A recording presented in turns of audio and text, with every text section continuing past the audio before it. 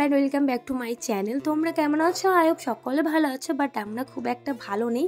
তো তোমাদের কাছে কিছু কথা শেয়ার করার জন্য চলে আসলাম। যেহেতু কম বেশি তোমাদের কাছে সব কিছু শেয়ার করি, তো তোমরা অনেকে অনেকভাবে কমেন্ট করছো আমার ভিডিওতে যে দি ভাই তোমার দিদির বিয়ে ব্লগ কেন আসলো না, কখন আসবে, কবে আসবে।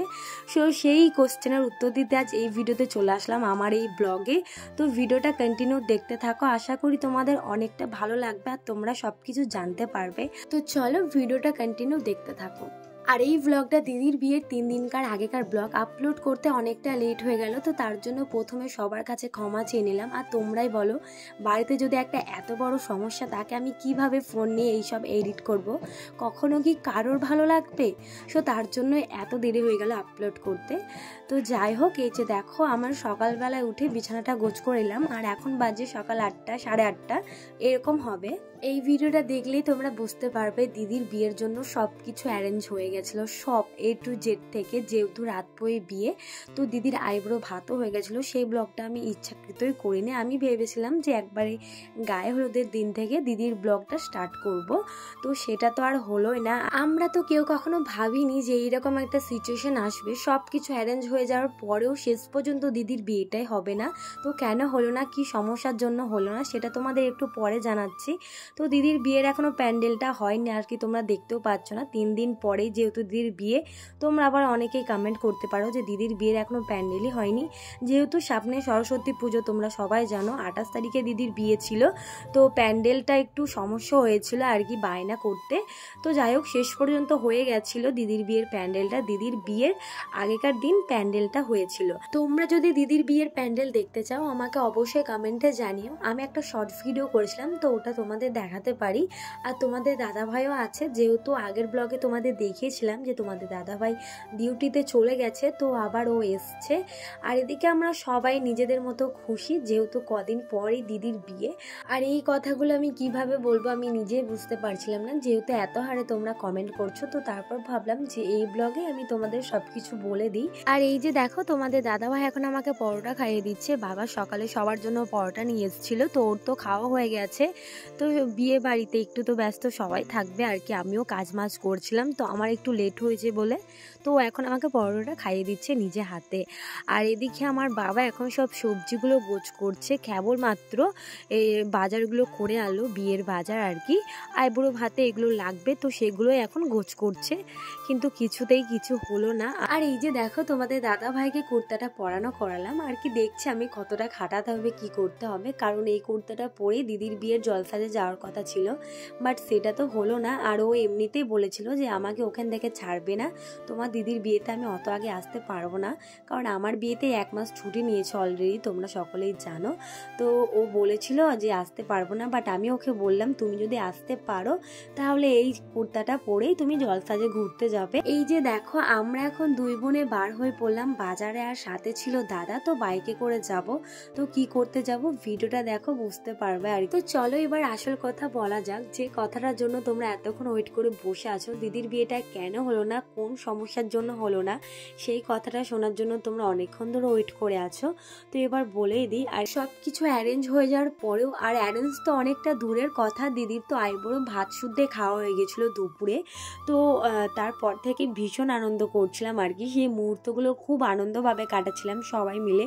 যেহেতু রিলেটিভরা সবাই চলে এসেছিলো, বন্ধু বান্ধব, তারপর হাতে মেহেন্দি করা থেকে সব কিছু রেডি, খুব ভালোভাবে কাটছিল। তারপর রাত যখন 10টা থেকে 10:30 বাজে, তারপর হঠাৎ করে দিদির শ্বশুর বাড়ি থেকে ফোন আসে। আর দিদির বরের সাথে কন্টিনিউ কথা হয়ে চলেছে, তো শ্বশুর বাড়ি থেকে ফোন করে বলে যে দিদির বরের ঠাকুমার শরীরটা খুবই খারাপ। সেই কথা শুনে বাড়ির সবাই অনেকটা ভয় পেয়ে যায় যে হঠাৎ করে কি হলো। তো আমরা তারপর ভাবলাম যে হঠাৎ করে একটু শরীরটা খারাপ হয়েছে, ডক্টরখানায় নিয়ে গেলে অবশ্যই ঠিক হয়ে যাবে আর কি। ওই কথাটা শোনার পর বাড়ির অবস্থা তো খুবই খারাপ হয়ে গেছিলো, আর দিদির চোখেও জল চলে এসেছিল, কি হবে কি না। হঠাৎ করে কি হয়ে গেল, যদি কিছু হয়ে যায়। আর তোমরা সকলেই জানো যে হিন্দু ধর্মে কোনো মানুষ মারা গেলে কোনো শুভ কাজ, বিয়ে বলো, কিছুটাই হয় না। তারপর আর কি মনকে সান্ত্বনা দিয়ে অনেকক্ষণ বসে থাকলাম ফোনের আশায় যে কখন বলবে যে ঠিক আছে। কিন্তু ফোন তো করলো, বললো যে ঠাকুমাটা মারা গেছে। তারপর তো শুনে সবার মাথায় হাত। মা বাবা তো খুবই কান্না করছিল, কারণ এত অ্যারেঞ্জ করা একটা কম ব্যাপার না, যেহেতু আমার মা বাবা মধ্যবিত্ত ঘরেরই মানুষ। আর তার থেকেও বড় কথা, বড়লোক কিংবা মধ্যবিত্ত এইরকম সিচুয়েশন আসলে সবারই মনেই কষ্ট হবে, একটা আড্ডো না অনেকটা কষ্ট হবে। তাই কেউই নিজেকে সামলাতে পারছিল না, মা বাবা তো খুবই কান্না করছিল, আর ওদিকে দিদিও কান্না করছিল। আর আমি একটা কথাই বলবো, ঠাকুরকে যেন এরকম দিন কারোরই না দেয়, কারণ সেই টাইমটা, সেই রাতটা কিভাবে কাটিয়েছে আমরা, সেটা শুধু আমরাই জানি। তোমরাই একবার ভাবো, যেখানে রাত পোয়ালে সকালে বিয়ে আর কি, আর সেখানে কি থেকে কি হয়ে গেল, মানে ভাবলেও অবাক লাগে। আর বিপদ কখনো বলে কয়ে আসে না, যা হয় সেগুলোই মেনে নিতে হয়। আর তার থেকেও বড় কথা, কপালে যেটা ছিল সেটাই হবে, কেউ আটকাতে পারবে না তাকে। তো দিদির বিয়ের স্বপ্নেই হবে। আমার ব্লগগুলো স্বপ্নের দিকে ফলো করো, অবশ্যই তোমরা দেখতে পাবে। তো দিদির বিয়ে কিভাবে হবে সেটা তোমাদের এখন আর বলবো না, তো সেই ভিডিওতে দেখতে পাবে। শুধু ব্লগগুলো ফলো করো, স্বপ্নের ব্লগগুলো। আর আজ বাজারে কি করতে এসেছিলাম সে তো তোমরা দেখতেই পেলে। আর কি আইব্রোটা শেভ করতে, আমি ভেবেছিলাম দিদির বিয়েতে আইব্রো শেভ করলে আমার সরস্বতী পুজোটাও বেশ ভালোভাবে কেটে যাবে। শুধু সরস্বতী পুজোটাই কাটলো, বাট দিদির বিয়েটা আর কাটাতে পারলাম না। আর কিছু কেনাকাটার জন্য চলে এসেছিলাম আর কি দিদির সাজগুজ থেকে, আমারও কিছু কেনাকাটা করতে, আর কিছু জামা কাপড় নিতে। আর যে শাড়িগুলো নিলাম সেগুলো হচ্ছে আমাদের না আর কি, বৌদি কিনতে দিয়েছিল। তো তারপর চলে আসলাম এ দেখো সাজের দোকানে। তো এখন কিনবো সাজ, তো কি সাজ কিনবো সেটাই তোমরা দেখো। তো এই যে দেখো আমরা স্টেশনারি দোকানে চলে এসেছি আর কি, আমরা সবকিছু কেনাকাটা করলে এখানেই থেকে নিই, তাই এখানেই চলে আসলাম আর কি। তোমরা দুইজনে এখন দাঁড়িয়ে দাঁড়িয়ে গল্প করছি, যেহেতু অনেকটাই ভিড় আছে, তো আমাদের বললো একটু দাঁড়াতে, তার জন্য আমরা ওয়েট করছি আর একটু গল্প করে নিলাম। তো এদিকে আমার দিদিকে এখন দেখানোর জন্য প্রস্তুত আর কি, দেখাচ্ছে। তো তারপর আমি এদিকে চলে আসলাম পলা দেখতে, যেহেতু আমার হাতের পলাগুলো ভাবলাম একটা নতুন নেই, তো দিদিকে বলছিলাম কোনটা ভালো লাগছে বল, তো সেটাই নেবো। তাই দিদি আর আমি পছন্দ করতে চলে আসলাম। পলা বাঁধানোগুলো খুব ভালো লাগছিলো, তো আমি ভাবলাম এক জোড়া নিয়েই নিই। তো আর পলা বাঁধানোগুলো দিদি কিনে দিল আর কি, তার জন্য আরও নিয়ে নিলাম। তারপর এদিকে দিদি দেখতে চলে আসলো দিদির হাতের চুল। তো ওকে আমি বললাম তোর ওই সব বাদে আগে আমার পলার ডিজাইনগুলো তুই চয়েস করে দে। তো সেগুলো চয়েস করে দিল। তো চয়েসে এইগুলো বললো ভালো লাগছে, তো আমি এই দুটোই নিয়ে নিয়েছি আর কি।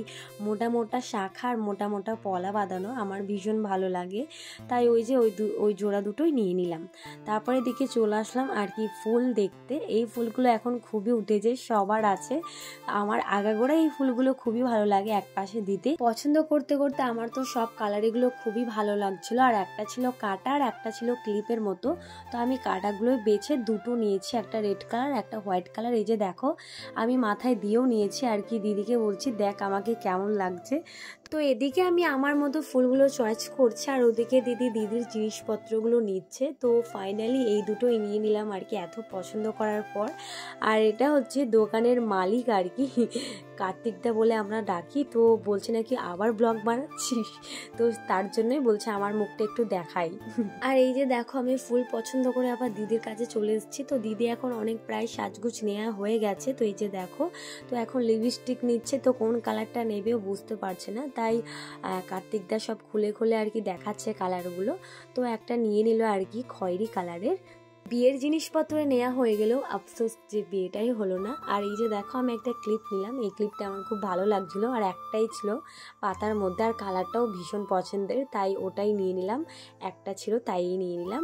আর এদিকে আমরা আর এই যে দেখো অনেকটা শীত করছিল, তাই গায়ে তো সোয়েটারটা আগেই পরে নিয়েছি, সোয়েটারটা নিয়ে গেছিলাম, তো যাওয়ার সময় পরে যায়নি, তো আসার সময় খুবই শীত লাগছিল তাই গায়ে ঢুকিয়ে নিয়েছি। তারপর চলে আসলাম ফুলের দোকানে আর কি। যখন রাস্তা দিয়ে যাচ্ছিলাম তো এই ফুলগুলো আমার চোখে পড়লো, আর ঘর সাজাতে আমার ভীষণ ভালো লাগে। তো ভাবলাম যে ফুলগুলো নেব, তার জন্যই দোকানে এসে দেখছিলাম, বাট এত দাম বলছিল তাই আর নিতে পারলাম না। পরে যদি তোমাদের দাদা ভাইকে নিয়ে আসতে পারি তো তখন নেব, তাই আর নিলাম না। আর আমাদের সব কিছু কেনাকাটা হয়ে গেছে আর প্রায় সন্ধ্যাও লেগে গেছে। তারপর চলে আসলাম এখানে চাউমিনের দোকানে।